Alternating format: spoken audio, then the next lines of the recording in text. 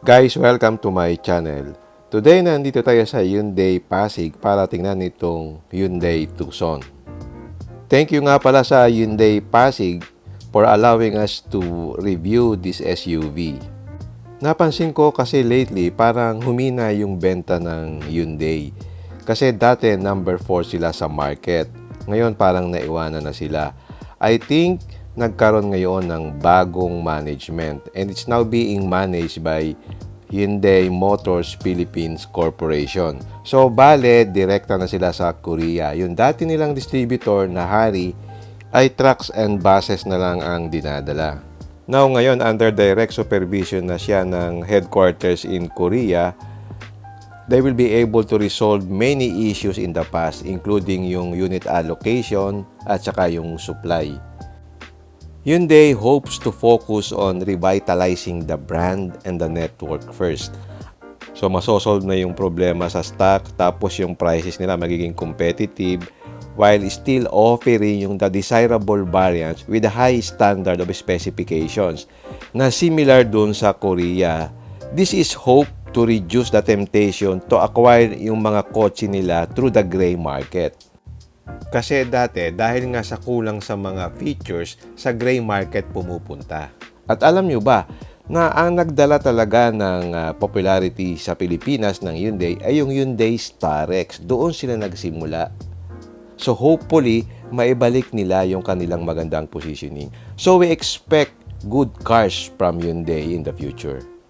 I hope you guys bisitahin ninyo yung Hyundai showroom ngayon kasi magaganda na yung kanilang mga offerings. Actually, na-impress ako dun sa level of quality at saka yung mga features na ino-offer nila ngayon. So, I am impressed dito sa all-new Hyundai Tucson. So, halika. Samahan nyo ako. Tingnan natin.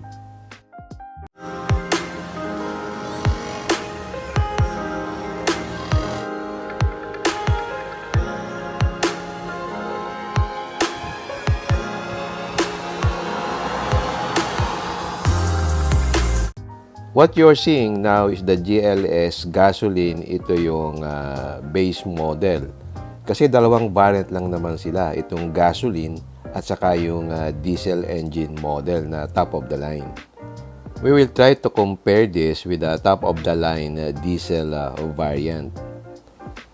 Hyundai Motors has now adapted what it calls the Sensus Sportiness design language, with an aim to develop both sporty and futuristic vehicles in terms of style.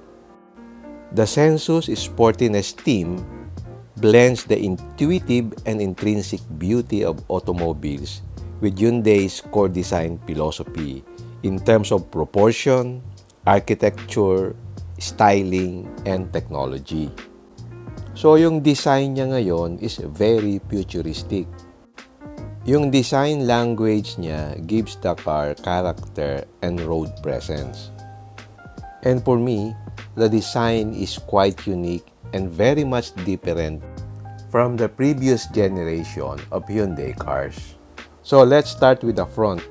What's unique here is yung kanyang cascading grille. It's actually inspired by the flow of molten metal. So ang overall impact niya is parang it gives a sense of power. Ang kagandahan nito, newly integrated niya yung DRL dun sa grille. So para siyang seamless. Sa unang tingin mo nga, hindi mo madidistinguish yung DRL sa grille unless i-try mo i-on yung DRL. So ganito ang itsura niya pag naka-on yung DRL. For me, it's very futuristic. I like the front fascia of this new Tucson. So wala siyang katulad on the road, especially kung makasalubong mo. In close-up view, ganyan ang itsura ng DRL. Same shade dyan ng grille. Yung headlight niya is LED with static bending light. Meron din siyang auto light control. As a whole, the design of the front end is very appealing to me. I like the fact that Hyundai changed their design language to a more futuristic approach. Pagdating sa side profile, ito yung pinaka-dramatic feature niya. It is composed of different angular lines, which makes it sporty and elegant at the same time. Actually, maganda siya sa mga dark colors. Doon mo ma-appreciate yung mga lines. So, lighting plays a huge role in appreciating the overall design. So, naaalala ko dito yung Kodo design language ng Mazda, but in an opposite way. Kasi ang execution niya, more on angular lines. Yung Mazda kasi, more on the curves naman. And free-flowing design. Pagdating naman sa tires, size 18 lang siya kasi ito yung base model. Pero yung top of the line, size 19. And meron siyang functional vent dito sa front bumper, which is a good feature. Which is nice. Ayaw naman natin yung fake na vents. Pagdating naman sa side mirror, the design flows well with the body. And then meron na rin siyang side repeaters for safety. And dito naman sa side, meron din siyang yung black na plastic body cladding, which is typical sa mga crossover or SUV. In the long run, namumuti yan. Mas maganda kung body color dyan. And then meron siyang chrome matte finish doon sa upper portion at ma-appreciate mo siya kung dark color yung body niya. Lulutang yan. Check naman natin yung rear portion. Dito makikita mo yung continuous na LED bar. Uso ngayon yan sa mga sasakyan eh. You will also notice na wala siyang wiper dito sa lower part ng glass. Ang wiper niya kasi nandun sa taas ng glass dito sa my rear spoiler. This reminds me of the Toyota Alphard. And then meron siyang silver garnish dito sa may rear bumper. At dito na rin located yung kanyang reverse light at saka yung signal light. And then meron siyang roof rail at saka shark fin antenna. So actually yung likod niya is as striking as the front fascia. At dito rin makikita mo sa likod yung kanyang reverse camera. So itong itsura niya pag nakailaw yung kanyang rear light. You can't deny the fact na maganda siya, especially if you look it from afar. Na-notice ko din yung plate light niya is LED na rin. So, hindi ka na magpapalit. Another unique feature here is meron siyang remote start function. So, pwede mo siyang i-start kahit nasa labas ka. And then, you can also automatically ibaba yung mga windows and then pwede mo rin siyang itaas using your remote control. And then meron din siyang illumination dito sa door handle. So very useful yan, especially kung madilim. So halika, pasok tayo sa loob, tingnan natin kung anong itsura niya. So as usual, ganito yung style, yung dumi natatrap doon sa baba, so hindi siya pumapasok doon sa loob. Ito naman yung mga switches niya sa window with that black accent na maganda yung quality. And then meron siyang fabric and leather dito sa sidings. Actually, what I find interesting here is yung level of quality. Then, punta tayo dito sa steering wheel. Yung leather na ginamit dito is comparable dun sa level ng Mazda. And then, nandito yung buttons niya for cruise control and audio. And then, yung instrument cluster niya is 10.25 TFT LCD info display. Makita mo rin yung attention to detail, even yung stocks niya dito sa light at saka dito sa wiper is maganda yung quality. By the way, wala nga pala siyang paddle shifter, nandun siya sa top of the line variant. Yung kanyang head unit, simple lang with 8 inches touchscreen display with Apple CarPlay and Android Auto. And then, meron dito siyang 12-volt socket at saka dalawang USB port. At meron din siyang wireless charger. And by the way, electronic parking brake na rin siya. And then, meron din siyang auto-hold feature. At dito sa center globe compartment, dito mo lang siya pipindutin para bumukas. So, malalim naman siya. Marami kang pwedeng ilagay na gamit. Yan, pakita ko ulit, nandito yung auto hold switch, saka yung hill descent control, and then nandito yung drive mode selector. And meron siyang dual zone auto climate control. Ito pala ang itsura pag nakailaw. So, lahat ng ports ay illuminated. So, ayos yan sa gabi. Ito yung kanyang drive mode selector, which changes the look of the instrument cluster depending on the drive mode na pinili mo. So, ganyan ang itsura niya pag illuminated, yung mga color blue lighting. So, may mga different settings dito sa instrument cluster at saka dito sa head unit, which you can configure depending on your need. So, ang design niya sa interior parang free-flowing, parang ang gaan niya sa mata. Yung dashboard niya is double layered, which adds to the elegance of the interior. The design of the dashboard, meron siyang continuity with flows doon sa door panel. Makita mo yung lines na yan, no? Then, ito yung kanyang shift knob. Meron siyang 6-speed automatic transmission. And then, ito sa right side, merong dalawang cubby holes, no? At dito naman sa driver seat, manual yung adjustment. Sa top of the line, automatic yan. And just to add, it's tilt and telescopic nga pala yung kanyang steering wheel. And then to further show you yung quality, makita mo maraming mga soft touch materials. Specifically dito sa dashboard area, soft touch yan. So maganda siya. So ito yung sinasabi ko, yung merong integration yung design ng dashboard hanggang dun sa sa doors, no. Dire-diretso yung lines na yan.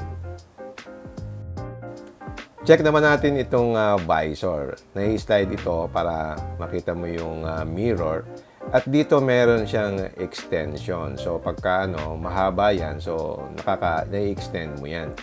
And then dito naman sa itaas nandun yung light niya. Dito rin sa may passenger area. Ito naman yung light sa interior, pero hindi siya LED, and wala din siyang lalagyan ng sunglasses. Ang isa pa na nakatawag pansin sa akin, floor mounted yung kanyang accelerator. At saka yung position ng kanyang brake pedal, hindi siya naka-center. Malapit siya dun sa accelerator sa may right side. So, I think it's more efficient. Kasi it will feel more natural. Kasi yung travel ng foot mo, mas kokonti. So, mas efficient siya kasi hindi siya tatravel ng mas malayo, di ba? Which is similar sa Mazda na floor mounted and off-center yung accelerator at brake pedal. At ito yung kanyang globe compartment na dump. Hindi siya basta bumabagsak agad. At andito naman yung button for the push start. At ito yung view from the passenger side. So, makita mo parang floating design yung center part ng dashboard. Check natin yung second row. Yung continuity ng design, makita mo hanggang dito sa door panel sa second row seat. And also, you will notice na very spacious yung second row area. And then, ito yung legroom niya. Very spacious, no? I'm actually about 5'7", pero yung headroom ko mataas pa rin, may allowance pa. Ang isa pang napansin ko dito, yung pang-open ng door niya dito is placed lower than the usual. So parang mas madaling buksan yung door kasi hindi ka na mag-e-effort pa kasi naka-rest na yung kamay mo dyan sa armrest. And then meron ditong parang net na pwede mong lagyan ng gamit. And then meron ditong aircon vent na dalawa na naka-vertical. And then meron din dalawang USB port na lighted yan sa gabi, kaya maganda siya. Ito yung view niya from the second row. Maaliwala siya. Maganda actually yung pagkaka-execute ng design. Malinis.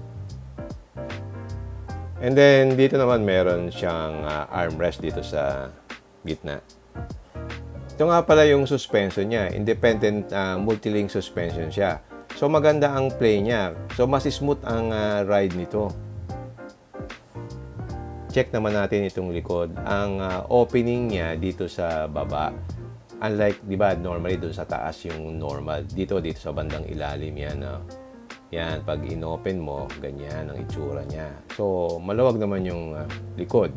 Nasa ilalim ng flooring yung pinaka reserva niya. Nandito rin yung tools, saka yung mga jack. Tapos dito meron siyang tie points, 4 yan, dun sa left and right, 4.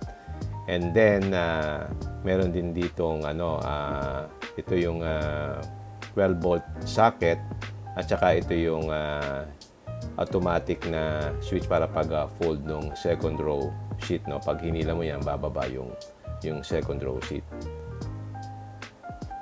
So, pag nakababa na yung second row sheet, flat na siya. So, marami ka nang pwedeng mailagay kasi flat naman talaga siya. And then, meron din siyang tonneau cover para yung mga gamit mo hindi makita sa labas. Ang engine nga pala niya is gasoline engine 2 liter that delivers 156 PS at 6,200 RPM. And it delivers 192 Newton meters at 4,500 RPM. Yung diesel version nito is actually 2 liter din, pero 186 PS siya at 416 Newton meters. Ang lakas ng kanyang ang lakas ng kanyang torque. So itong gasoline engine naturally aspirated siya, hindi siya turbocharged kagaya nung sa diesel. Okay, check naman natin itong top of the line. Ito yung diesel version. Wala namang pagkakaiba sa exterior. Same din yung kanyang DRL na naka-integrate doon sa kanyang grill. And ang difference niya is itong kanyang design ng mugs na different, at saka 19 inches siya as against doon sa gasoline version na 18 inch lang yung wheels. So, yun ang pagkakaiba niya sa exterior. Dito naman sa back portion, the same din. Wala ding naiba with the gasoline version. Ito yung gasoline version, yung kulay white na yan. So, pareho din yung DRL sa likod. Ito yung black, ito yung top of the line. Pagkakaiba lang, meron nakalagay na 2.0D to distinguish it na it's a diesel and top of the line version. And then pag pinailaw mo, ganyan, ang ganda ng kanyang rear light, no? And then, ito lang, meron siyang automatic na tailgate. So, let's try it again. You can open it using your key fob, no? Yan, you can open it. And then, you can actually close it at different levels. Pag pinindot mo siya, halimbawa, gusto mo siyang ibaba at a certain height line, pwede. So, yan, for example, pag pinindot niya, stop, okay, pwede yan. That's the beauty of the automatic tailgate system na meron dito sa top-of-the-line diesel version. Yung sa gasoline version, wala siya nung automatic tailgate. Okay, check naman natin yung interior. Ano ang pagkakaiba niya sa base model? Of course, yung kanyang driver seat is automatic. And then, meron din siyang lumbar support, which is really nice. The other na major difference really is wala na yung gear shifter kasi push button na yung kanyang gear selector. So, magkaiba talaga yung kanyang center console. And then, may counting tweak dito sa center console. Yan, meron siyang parang side pocket. And then, nandun pa rin naman yung cubby hole sa bandang gitna. Although, wala na nga yung gear selector. Ito, pwede ka maglagay ng gamit dito sa sides. And ang isa pang pagkakaiba nitong top of the line, meron siyang paddle shifter, no? Yung sa base model, wala siyang paddle shifter. Overall, that's the difference niya with the base model. It still looks the same except that siya, push button na yung kanyang gear selector. But the dashboard, the entertainment system is all the same. At dito sa second row, wala din namang naiba. Same din siya nung sa base model. And now, let's check the engine. Ang engine niya is 2.0 diesel.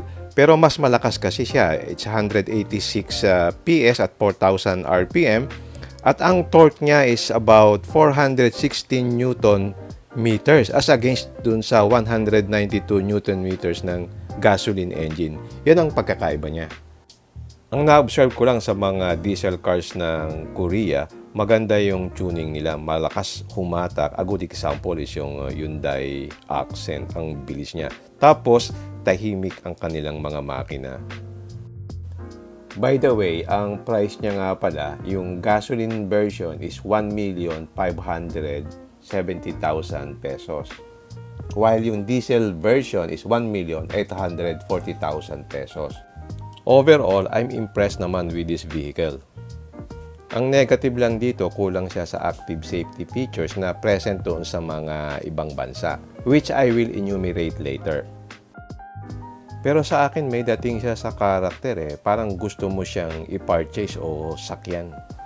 I'm most impressed with the quality. Parang lumalapit na siya doon sa Mazda quality, lalo na doon sa interior feel. I would say with the new lineup of Hyundai cars, they could bounce back sa Philippine market.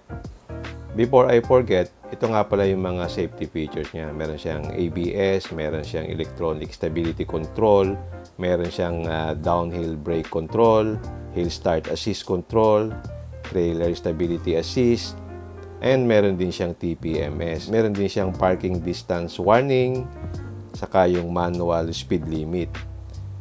And of course, meron siyang immobilizer.